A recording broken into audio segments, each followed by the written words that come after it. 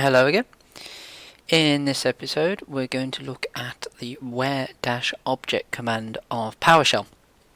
Powershell is not really about learning commands or about learning commandlets.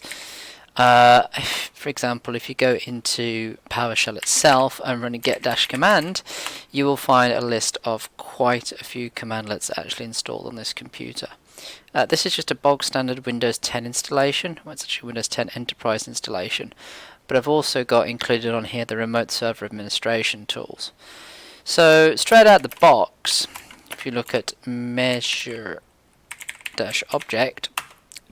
we've got 2,785 commandlets here. PowerShell is most definitely not about learning these commandlets, but there are certain ones you do need to know because they come up and get reused constantly. It's a little bit like learning a new language in the fact that you don't actually learn all the words in a language. If you want to learn French, you don't buy a French to English dictionary and start at aardvark and work your way through to Zulu. It doesn't quite work that way. You kind of learn the grammar structure of the language, how the sentences are put together, and then you can layer on that vocabulary later on.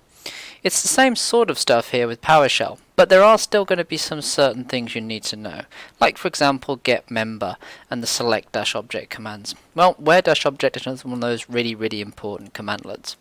Now where-object can actually be multiple different things. In fact, it's aliased twice.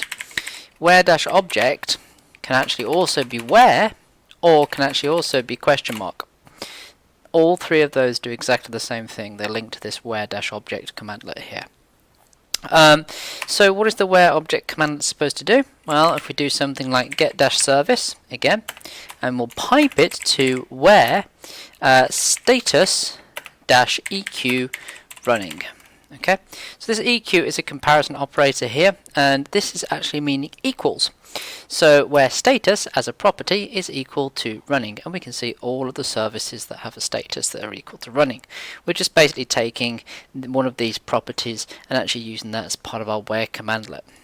Let's go and bring up the PowerShell ISE just so we can type this with a little more detail and a little more finesse. So if again I type that same commandlet get-service and pipe that to where-object, just to prove the point that it is the same thing, status-eq running, and go and run that, I still get the same information. This comparison operator here, there are quite a few comparison operators we can actually use. Now some of the most common ones that you'll actually use here is things like EQ for equals, NE not equals, GT greater than, LT less than, LE less than or equal to, GE greater than or equal to. The next question that normally pops into people's heads at this point is case sensitive. Is it case sensitive? Well, yes and no. Because not only is there -EQs here, if we go and just delete that off and put a dash on there, we can see there is also CEQ. The C is for case sensitive equals. So if you're just using -EQ, it's not case sensitive. If you're using -CEQ, it is case sensitive, and that same rule applies down here with not equals and case sensitive not equals. Now it's very easy to just do a single filter search like this, which is just going to bring up everything that's actually running. Or we could just use where-object name -EQ bits, for example, just to bring back the bit service itself. Some of these will actually take multiple entries, so if we see we can go bits and spooler, that's not actually going to work on the where command though.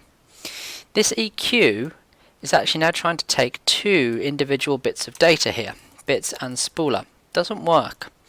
The where-object command can be blasted out into a lot more complexity than just looking at where in a single column of data. And this is where again you should just read out, actually spend some time having a read through and a bit of a go through the documentation down here, as there is quite a bit of it related to where-object.